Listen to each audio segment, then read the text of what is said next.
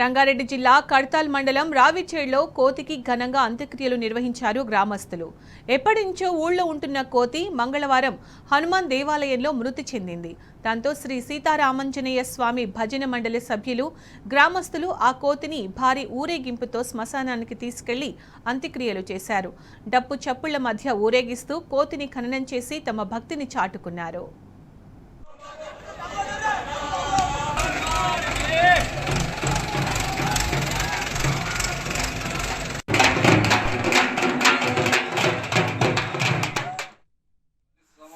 కింద కోతి రావడం జరిగింది. ఆంజనేయ స్వామి గుడిలో ఉండేది అది.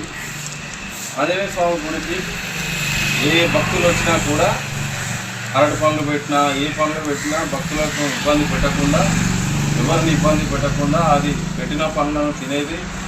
అలాగే వచ్చిన భక్తులను కూడా దీవించి చేపెట్టి ఆ భక్తులు ఆ కోతికి ఆకర్షితులయ్యి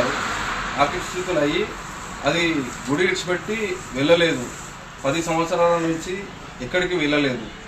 అది వెళ్ళకపోకుండా ఉండడంతో దాంతో అనుబంధం అనేది చాలా వరకు గ్రామస్తులకు పెరగడం జరిగింది. అలా పెరగడంతో కోతిని బాగా చూసుకున్నారు ఊరు ప్రజలందరూ కలిసి. 2 రోజుల కింద మరణించడం జరిగింది.